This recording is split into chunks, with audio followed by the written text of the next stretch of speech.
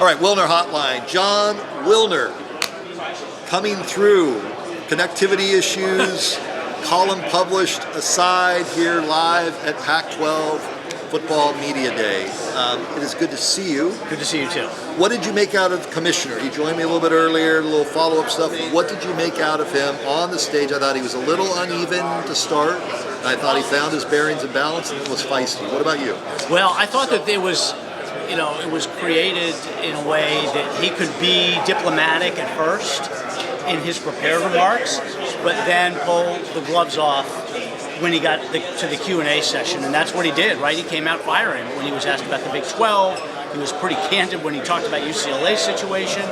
I think what a lot of people expected, given the beating the conference has taken publicly over the last month. Did he come off strong to you? Strong in a way that Pac-12 fans and Pac-12 schools wanted to hear, right? I mean, they needed to see some leadership and an attempt to portray the conference as being unified, which I think it feels like it is behind the scenes, but that's not the public narrative. The public narrative is, the Arizona schools are ready to jump at any moment. Stanford and Oregon and Washington are waiting for the Big Ten to call any day. And behind the scenes, I think it's a little bit different. Things are moving slower in reality, and I think that there's probably more of a commitment than people think. Not that that commitment is unbreakable, but I think at this point it's stronger than people think, and I feel like the schools wanted him to portray that. What did he say today that you tilted your head and said, no, I'm not buying that? I'm not buying that. I was very curious about the UCLA, what he said about UCLA, and he portrayed it as being a little bit fragile. And I've kind of heard that, but... Fragile meaning? That they are getting a lot of pushback by their constituents about this Big Ten move. And he left the door open. He said it's unlikely that they're going to leave or that they're going to come back, but that was stronger than I would have expected him to say, frankly. I didn't expect him to get into the details of UCLA's situation at all. And he talked about faculty resistance, student-athlete resistance, and I thought that was an eye-opener. The Big 12 grenades being lobbed comment today. Yeah. What did you make out of that, John?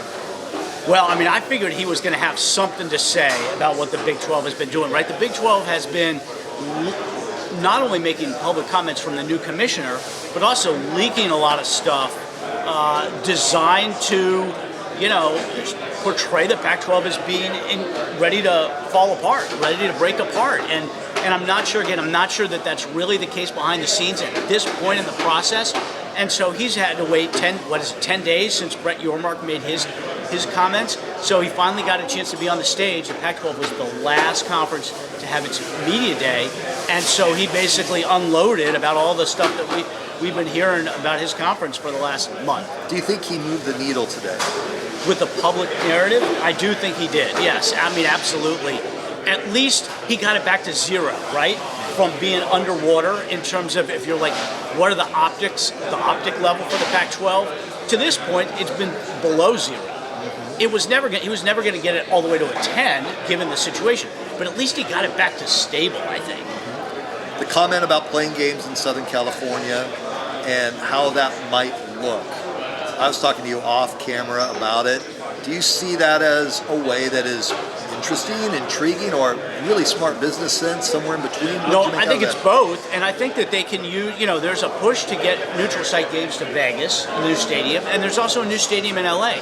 They could line up neutral site games, non-conference, at SoFi Stadium.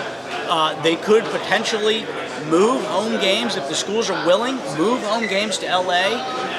The other piece of that is, how much of it is a reference to San Diego State being in the conference eventually, right? I think San Diego State is their number one expansion target. They have to be the number one expansion target.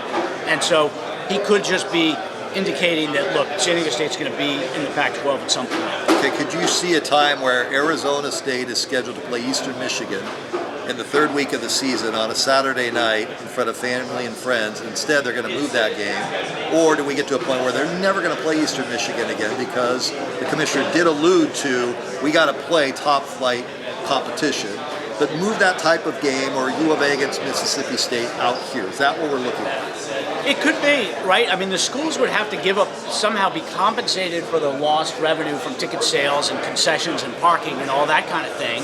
If they can make it work financially, it's possible. I mean, you get 30,000 people at Sun Devil Stadium versus 25 at SoFi, 20 at SoFi. It might be worth doing that because of the benefits you get from having a presence in the LA market. And the recruiting side of it would be the driving thing. That'd be huge. What I took today, too, from his address was, we are very collegial here.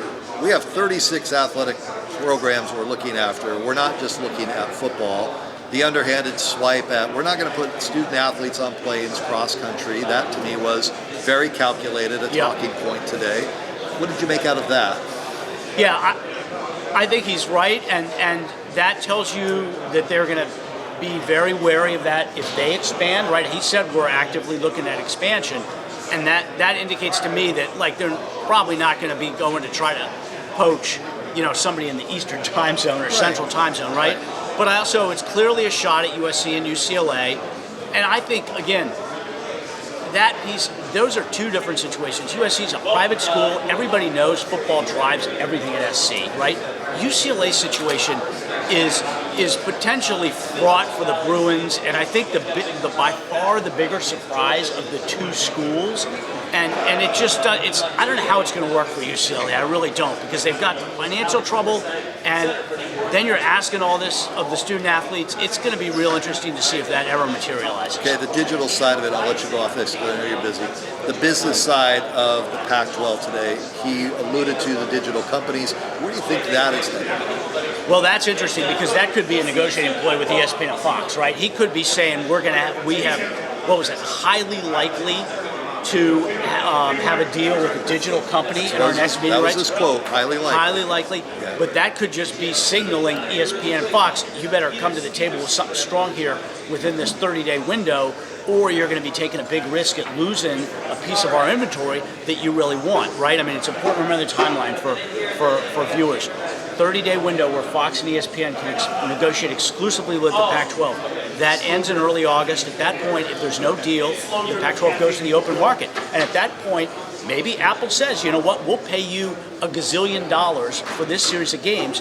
And it's a series of games that ESPN wanted to have, but didn't make a good enough offer for initially. So it could be a negotiating ploy, but it also could be a sign of what's going to come. Don't you think that would be the smart move, is to let it lapse and just go out in the open market? It would, unless Fox or ESPN or a combination of the two make a killer offer and you get this thing locked up right now. I mean, if they come close to what the conference would have gotten with SC and UCLA because they don't want to take that risk, then if you're the Pac-12, you sign on the dotted line and you're all set.